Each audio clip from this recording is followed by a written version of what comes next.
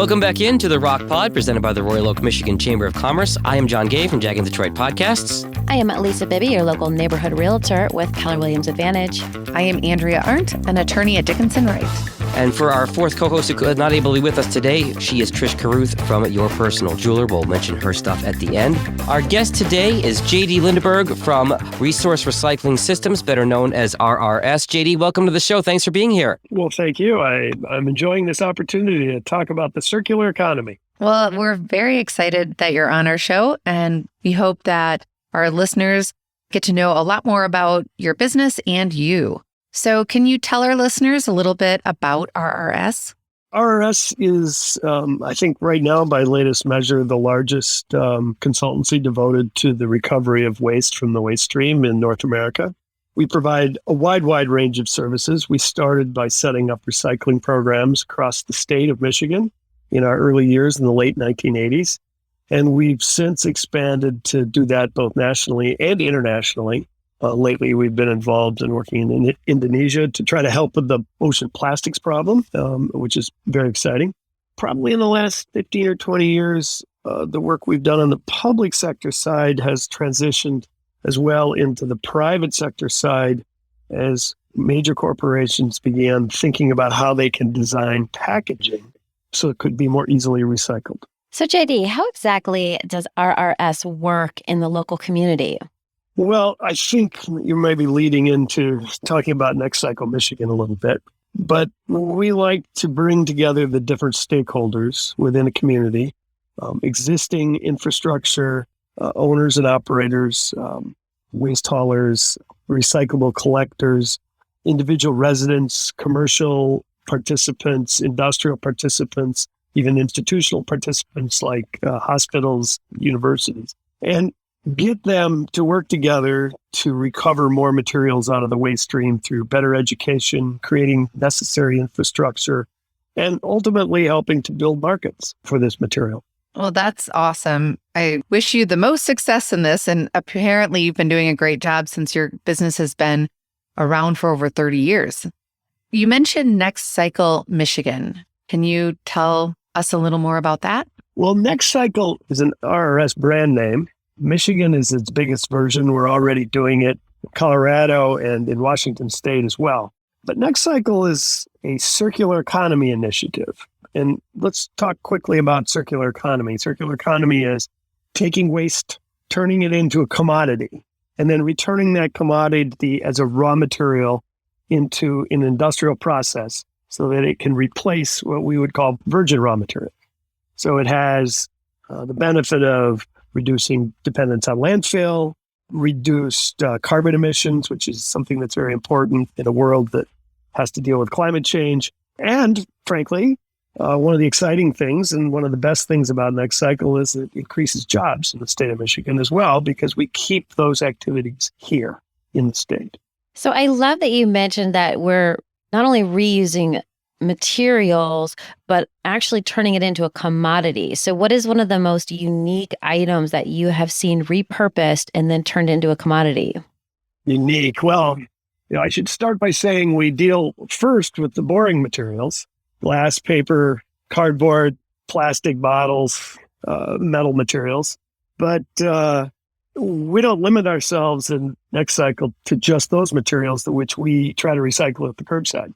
I can remember back in the day when I walked into Buick City, for those, that sort of dates me, but back when City of Flint had the big complex that made Buicks, there were massive containers of little plastic rings, about the size of your little finger, that covered the ends of spark plugs.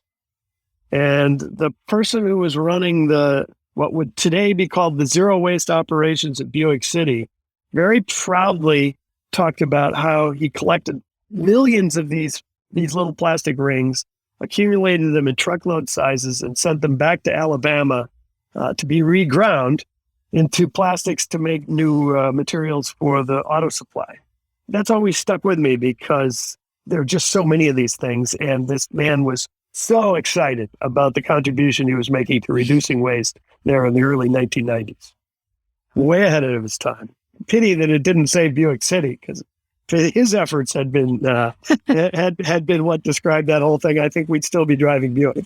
So who and what business stages is NextCycle Michigan program for? Well, one of the things that's really exciting about NextCycle in Michigan, as opposed to these Colorado where we started, is we actually broadened the organizations that could be participants in this. I would say that we seek the participation of for-profit corporations, nonprofit corporations, and entrepreneurial governments. So the last category, entrepreneurial governments, is the one that got added here in Michigan that we'd never added in the other versions of this elsewhere. And all three of those entities, all three of those kinds of organizations have really important roles to play in creating a successful circular economy. I would also say that we encourage startup corporations and nonprofits to come, but we also recognize that sometimes the biggest impact can come from existing, sometimes very, very large organizations that might want to site a new factory in the state. And in fact, just today I was talking about one that I won't name, but is a major manufacturer of film plastic, who, if they were willing to come to the state and invest in a factory here, that's hundreds of millions of dollars of investment. And I want to be clear that one of the goals of NextCycle over the life of it is we want to see at least $1 billion of capital investment to turn this around. Well, that is very encouraging. Hopefully they do decide to come to Michigan. I had another question, though. You said that you encourage startups to be involved. Is there a particular business stage that is more preferable that they contact you? So we have 6 different accelerator channels, one of which we call micros. And in my view, that's a $10,000 grant for people to go out and maybe put their business plan together or take a particular weakness in their business plan and use that money to shore that area up, right? And so that's a very early stage. It could be idea stage. We'd prefer to see something that is not a novel technology, something that has been proven commercially viable, because we feel like those kinds of startups are going to have the most immediate impact on the recovery rate within the state of Michigan and have the greatest opportunity for investment. And then all the way to the mature technologies. But, with our recycling supply chain channel, it's a matter of threading those known technologies together to say, hey, we're going to get this waste, we're going to put it in a vehicle or a box, we're going to move it across the supply chain to someplace where it's going to process and then eventually turn it into a market. And that particular channel is actually devoted to making the links that enable that activity to actually occur.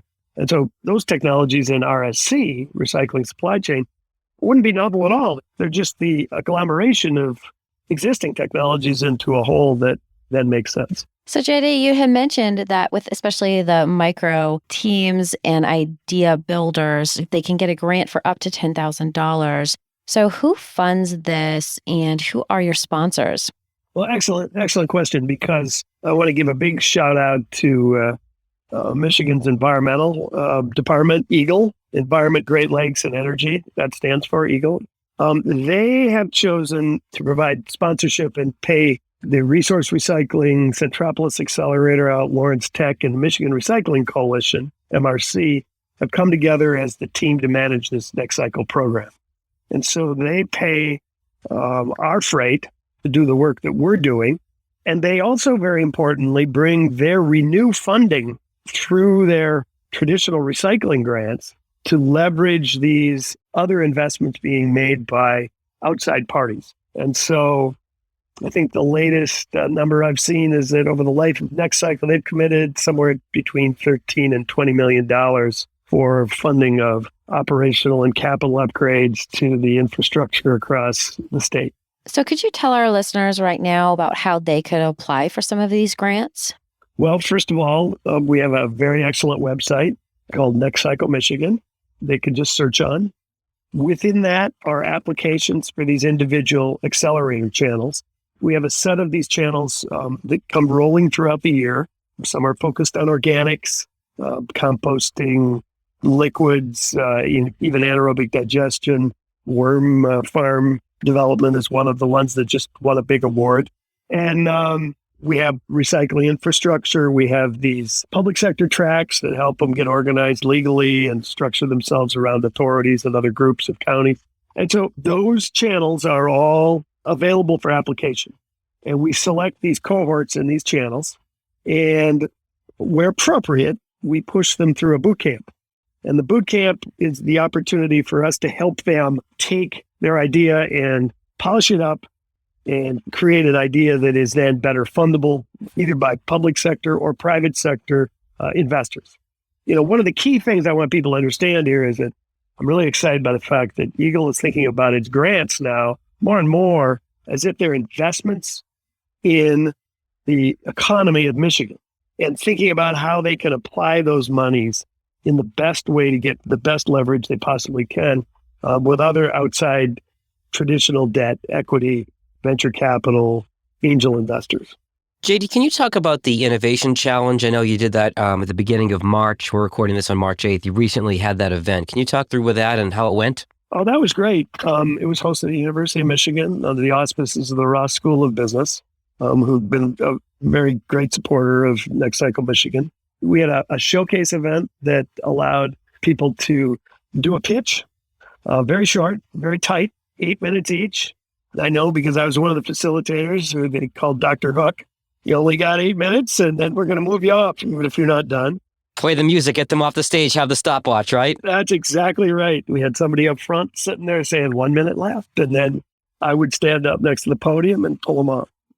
In the afternoon, we had actually a pitch event that was a little bit more of an open situation where we had approximately $30,000 in prizes that we awarded for the best pitch, some in-kind services, and then a People's Choice Award, $500 that everybody in the audience had a chance to vote on electronically and say, yeah, we really love this person's pitch.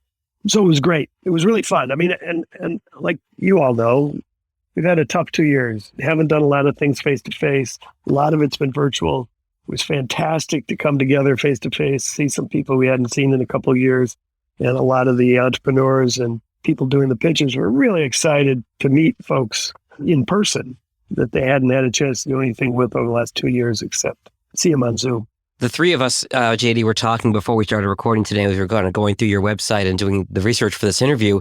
And the line that came up amongst the three of us was, this is kind of like Shark Tank for the recycling area, right? A little bit, yeah. I think a little more nurturing. And I think because we're not on film, we don't necessarily have to be as dramatic. You're taking the fun out of it. Come on. Well, yeah, for Just me, kidding. the fun will be in 5 years to see whether we've been able to get to the goal of 45% recovery from the waste stream that we set forth. And right now, we believe we're probably not doing too much better than 20% in the state. And so that would be more than a doubling of that. And the aim of NextCycle is to build the infrastructure and build the entrepreneurial capability to really move the needle on recovering more waste. Something that I think is going to be of interest to all of you is that if we do that, the economy for the waste and recycling economy will be contributing in sort of gross state product to the state of Michigan, something within 5 or 10% of what tourism does. There's not a lot of understanding that this kind of circular economy has really significant impact on underlying jobs and economic vitality of the state. So can you tell us a little bit about the pitch winners? What were they trying to do, or what are they trying to do? Well, the showcase winner was Wormies, which is a food waste recovery through the use of a worm farm. And I don't know if you know about this, but worms can consume massive amounts of organic material. And the resulting worm castings, what's left after they've consumed that material, is an exceedingly nutritious soil additive. And this gentleman, Luis, did a fabulous presentation, and he's grown his Wormies operation from using his wife's car and collecting 5-gallon buckets to something that is now on an industrial scale. I'm sure his wife is glad the 5-gallon bucket of worms isn't in the car anymore. You'd sure think so, yes. I think you're right. Did he have any seat cloth left? I Did it heat all that up too? guessing that car was fully depreciated when he was done.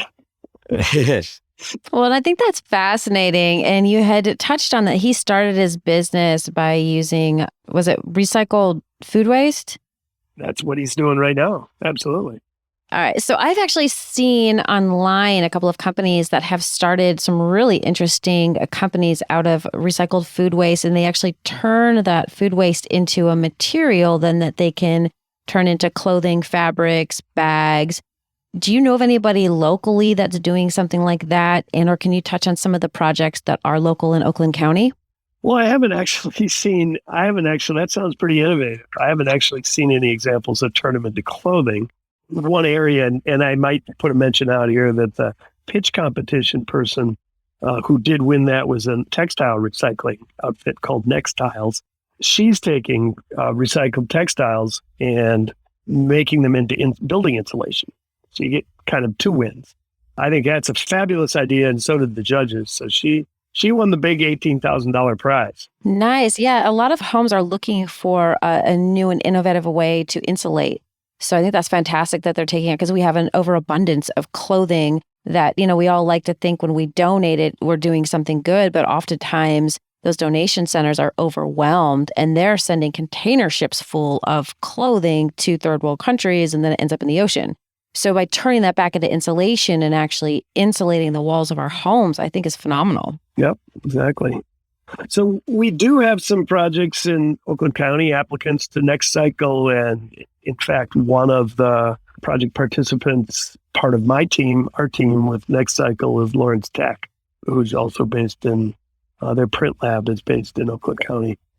A selection of some of the participants from Oakland County: Essential Recycling, a startup collection operation, Make Food Not Waste, folks who are looking at the recovery of organic waste and using it as a feedstock to help grow new food. Blake's Orchard had some ideas around the reuse of orchard waste. As I mentioned, Lawrence Tech University, our teammate, the Centropolis Accelerator there, played a very key role in the work that we've done to date. And then the city of Ferndale has been doing some interesting things as well. Last question I want to ask you before we get to our fishbowl question of the day, JD, is do you find that certain areas of the country are more receptive to recycling than others? I know stereotypically the West Coast is better about, getting rid of plastic bags and stuff like that at checkout. They're illegal in Hawaii now. Do you find, in working with different areas of the country, there's different attitudes toward recycling? Well, first I'll say that recycling has been identified again and again and again as the most popular environmental activity that Americans as a whole undertake. I would say that the approaches and the attitudes towards how it's done vary from community to community and region to region. You see a lot more governmental intervention on the West Coast and the East Coast than you do perhaps in the Midwest or South. But I would say that in general, individuals really like the recycling programs. And so that's a pretty common thing that we would experience when we work in all areas. But there's different ideas about who should fund it, how it should be funded, and how much of it should happen. I think the goals on the West Coast are very, very high. I mean, California has, depending on how you count, has a 75% recovery goal, which to accomplish that is going to require massive, massive investment. So JD, it was great to get to know you and your business and all of the upcycling that you're doing for Michigan. We'd love to learn a little bit more about you. So can you tell us what you like to do in your spare time when you're not helping these businesses get started?